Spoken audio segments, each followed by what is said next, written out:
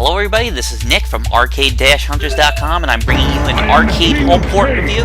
And today I'm checking out Medieval Madness on the Xbox 360, and this is on the Pinball Hall of Fame, the Williams Collection disc. Now, Medieval Madness originally came out in the arcades in 1997. It was designed by a man named Brian Eddy, and the music was done by Dan Toasty Ford, who you probably all know from Mortal Kombat. He also did a lot of other pinball games. Same with Ed Boon, which you'll be seeing in the future.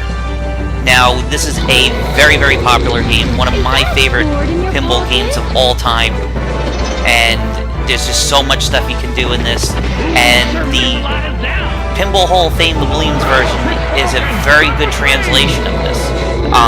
Besides the dragon, which kind of looks a little cheap, pretty much everything in the game is done very well. All the voices are intact, all the sound effects are there, and overall it does feel like you're playing the actual game.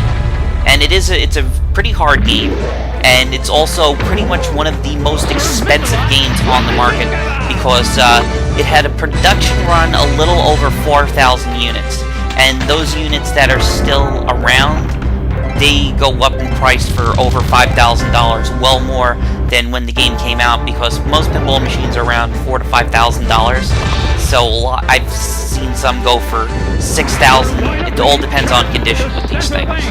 Now, another thing is that one of the this also has a little bit of Hollywood in it. One of the voice actresses is none other than Tina Fey. Hold on one second.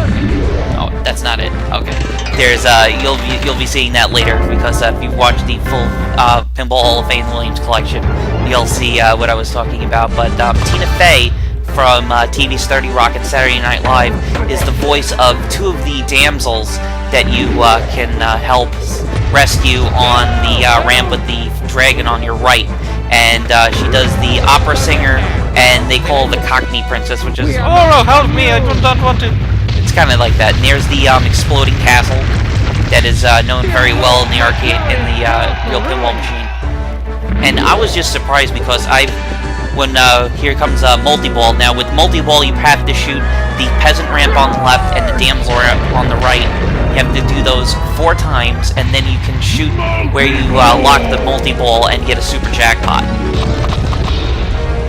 And thank God it has the shield there. You'll see it says magic shield. It'll allow the balls to come right back onto the playfield. Now here it is. I'm Lord Howard Hurts. Yes, Lord Howard Hurts. Who the you?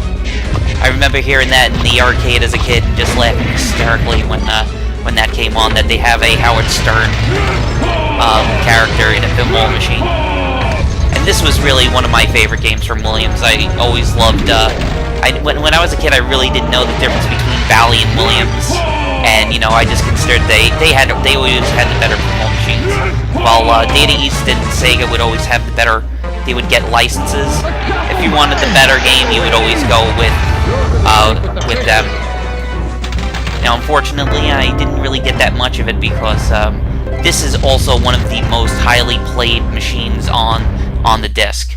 There's just so many people that have things on there. I think I'm like in the bottom 300. So this is Medieval Madness. Really hope you enjoyed it, and we'll be back with the rest of the games from the Pinball Hall of Fame collection, as well as more arcade home